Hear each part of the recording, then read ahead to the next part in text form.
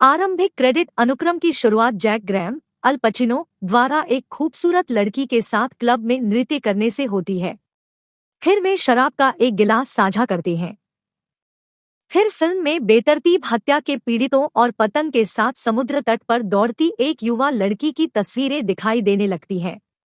Graeme radio के तेज संगीत से जागता है। वह नजर डालता है और देखता है कि वह महिला जिसके साथ वह नृत्य कर रहा था नग्न होकर अपने दांत ब्रश कर रही थी। उसका नाम सारा है और वह वकील बनने के लिए पढ़ाई कर रही है। वह रसोई में चला जाता है और वह नग्न है, केवल एक एप्रन पहने हुए नाश्ता परोस रही है। उसे शेली एमी ब्रैडमैन का फोन आता है, जो उसे बताता है कि फ्रैंक पार्क्स विलियम फोर्सिथे उसे ढूंढ रहा है। फ्रैंक ग्रैम को बताता है कि एक और हत्या हुई है। यह सिएटल स्लेयर द्वारा की गई हत्याओं के समान एमओ का अनुसरण करता है, लेकिन इस बार हत्यारे ने एक टेप छोड़ा है। सारा खिड़की से बाहर देखती है और देखती है कि मोटरसाइकिल पर एक लड़का उसकी ओर देख रहा है। जैसे ही जैक अपनी कैब में बैठता है, वह भी मोटरसाइकिल पर बैठे व्यक्ति को देखता है, लेकिन वह इतना व्यस्त है कि उसे इसकी परवाह नहीं है। कैब में रेडियो पर वे जॉन फोस्टर का साक्षात्कार ले रहे हैं। उन्हें 9 साल पहले जोडी केट्स की हत्या का दोषी ठहराया गया था। उसे उसकी जुड़वां बहन जेनी केट्स की गवाही के आधार पर दोषी ठहराया गया था। उसे आधी रात को फांसी देने की तैयारी है।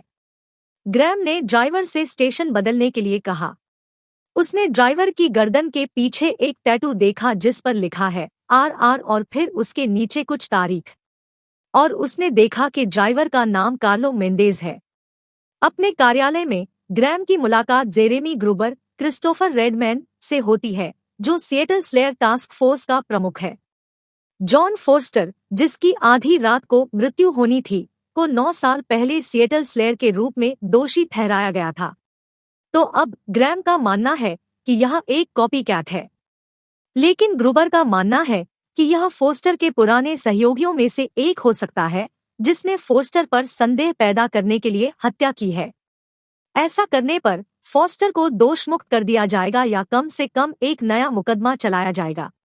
हमें यह भी पता चला कि उसकी सजा ग्रैम की विशेषज्ञ राय पर आधारित थी, जिसने उसे दोषी ठहराया। जाहिर तौर पर फोस्टर का पहला परीक्षण खारिज कर दिया गया, प्रक्रियात्मक त्रुटि।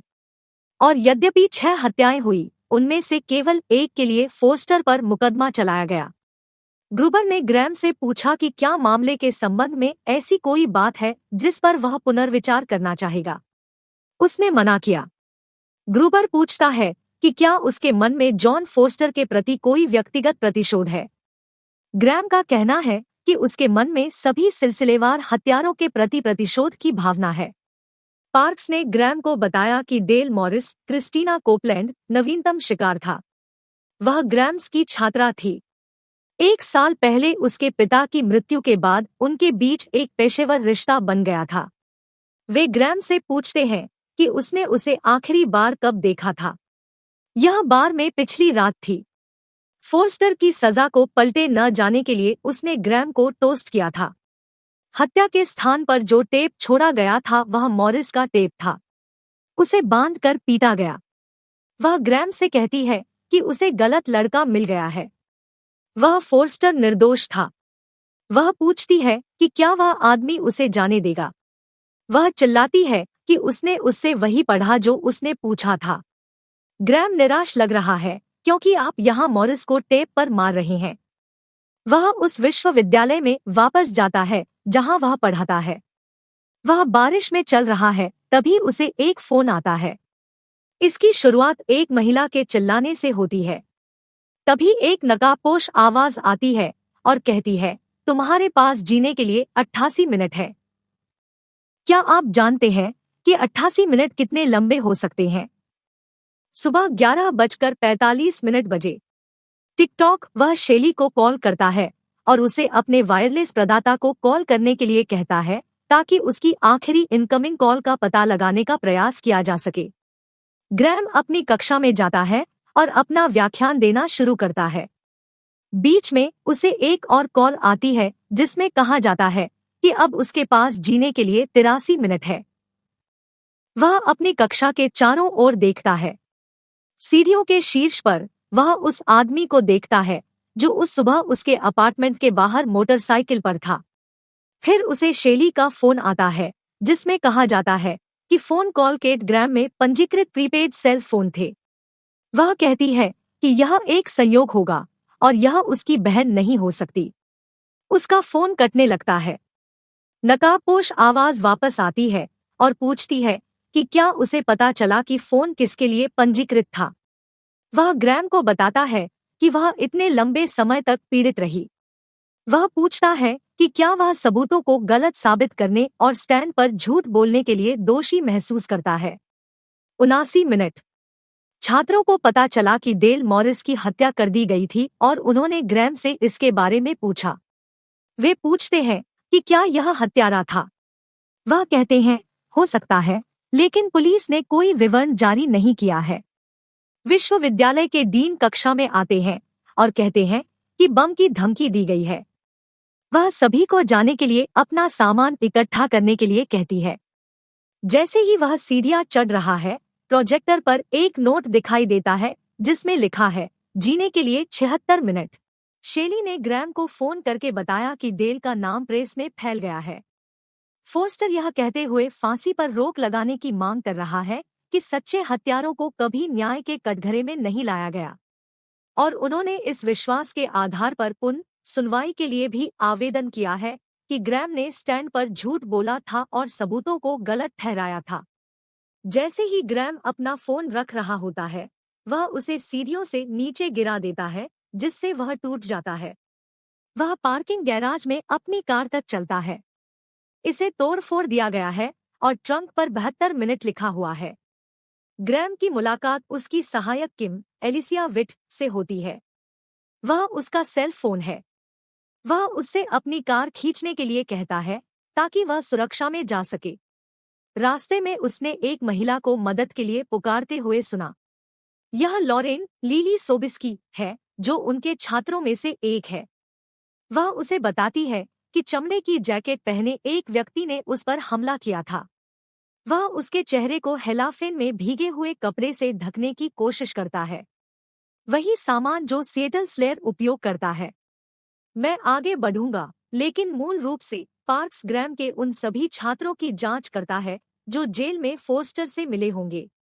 केवल एक माइक स्टैम्प्ट बेंजामिन मैकेंजी ने पिछले 6 हफ्तों में 4 बार फोर्स्टर का दौरा किया।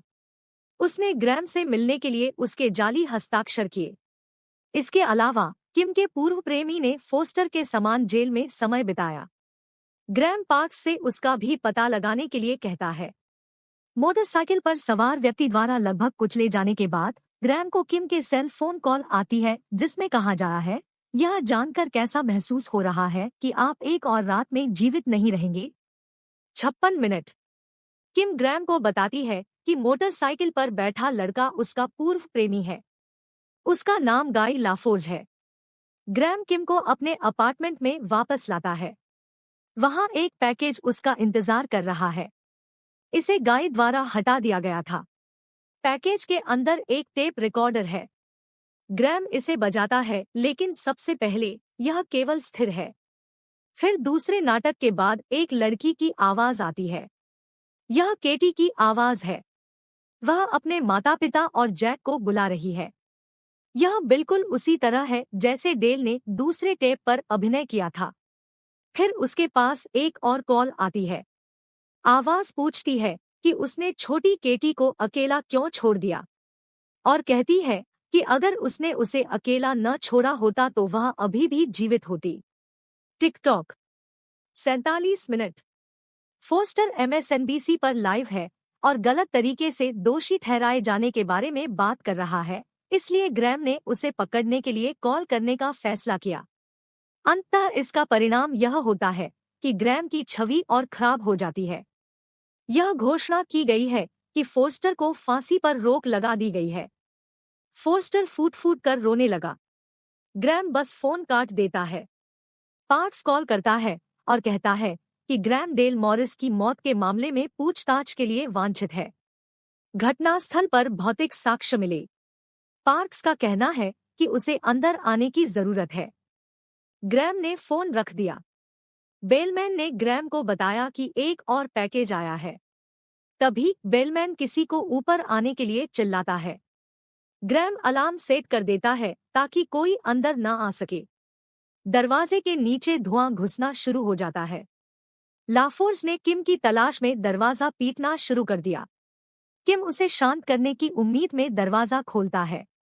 अचानक उसे मोटरसाइकिल का चमड़ा और हेलमेट पहने एक अन्य व्यक्ति ने सीढ़ियों से नीचे से गोली मार दी। वह किम को आग से बचने और इमारत से बाहर ले जाता है। कोई देखता है कि जैक के पास बंदूक है और भीड़ उन्मादी हो जाती है। जैक को लगभग एक फायर ट्रक ने कुचल दिया है। किम जैक की चाबी की चेन पर अलार्म बटन है।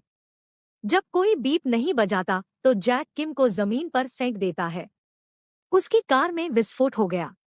जैक को एहसास होता है कि उसकी बेगुनाही की कुंजी उस लड़की के अपार्टमेंट में है जहां उसने रात बिताई थी।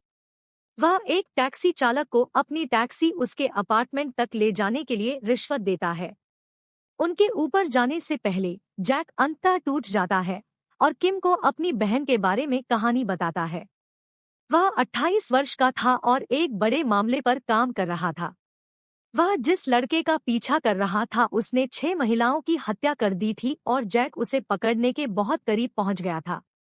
जैक अपनी 12 वर्षीय बहन को घर पर अकेला छोड़कर मामले के संबंध में एक बैठक में गया था।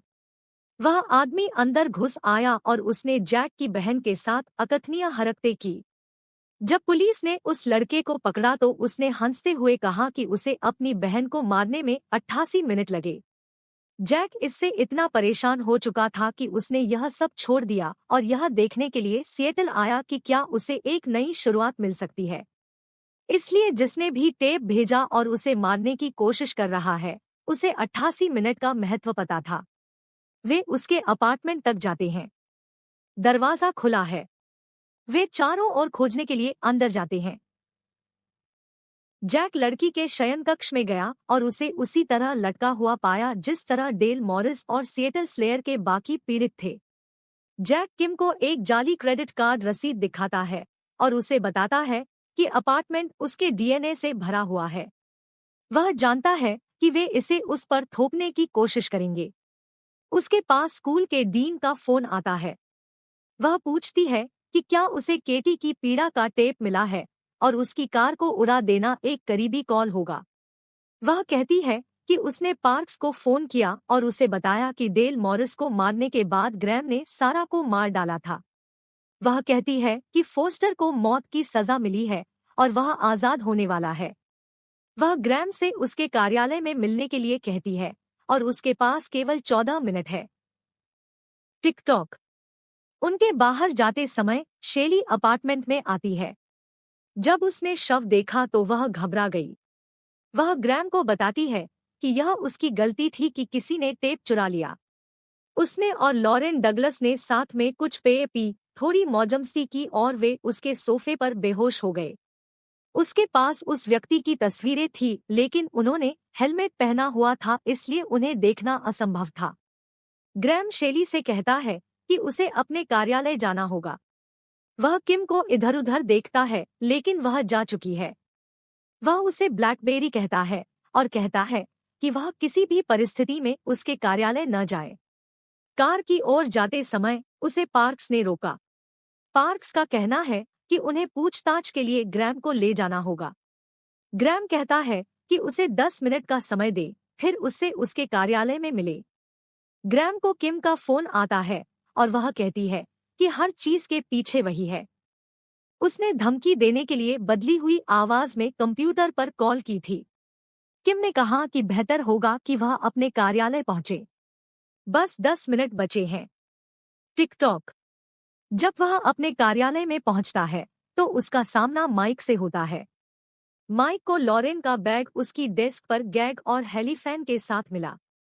वह ग्रैम से पूछता है कि क्या उसने डेल मॉरिस को मार डाला और वह पूछता है कि क्या उसने लॉरेन पर हमला किया।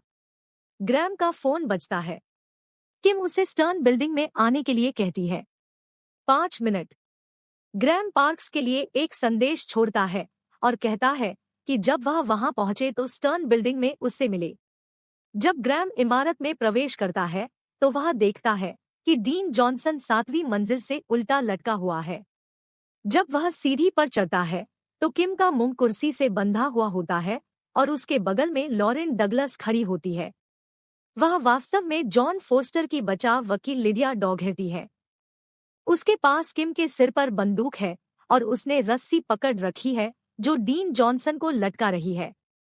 वह जैक को टेप पर कबूल करने के लिए कहती है कि उसने मुकदमे में गवाह को प्रशिक्षित किया और उसने सबूत बदल दिए। वह कहती है कि यह जॉन के लिए एक उपहार है। वह जॉन से बात करने के लिए जेल में फोन करती है।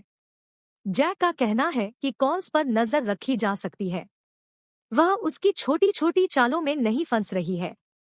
वह कहता है कि वह बस अपनी आंखें घुमा सकता है और एफबीआई एजेंट की ओर बंदूक तानकर देख सकता है।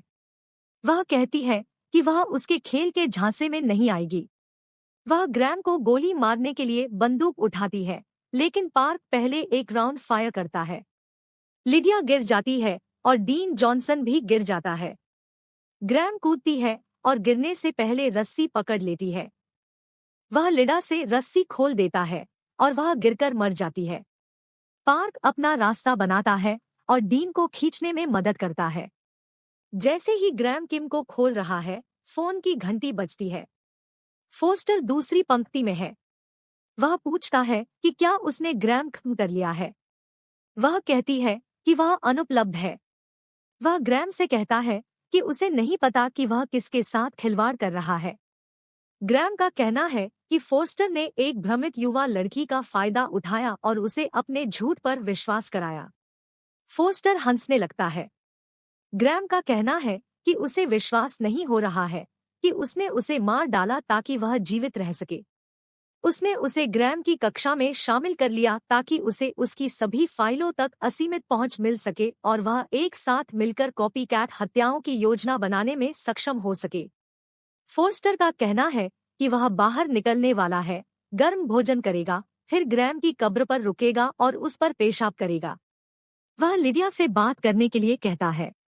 ग्रैम का कहना है कि वह मर चुकी है और उसके पास जीने के लिए केवल 12 घंटे हैं। टिकटॉक। फिर वह सेल फोन पर फेंक देता है। आज के लिए बस इतना ही। कृपया मेरे चैनल मांडा मूवीज को सब्सक्राइब करें। मैं बहुत कड़ी मेहनत करूंगा। अपना ख्याल रखना। अलविदा। जल्द ही फिर मिलेंगे।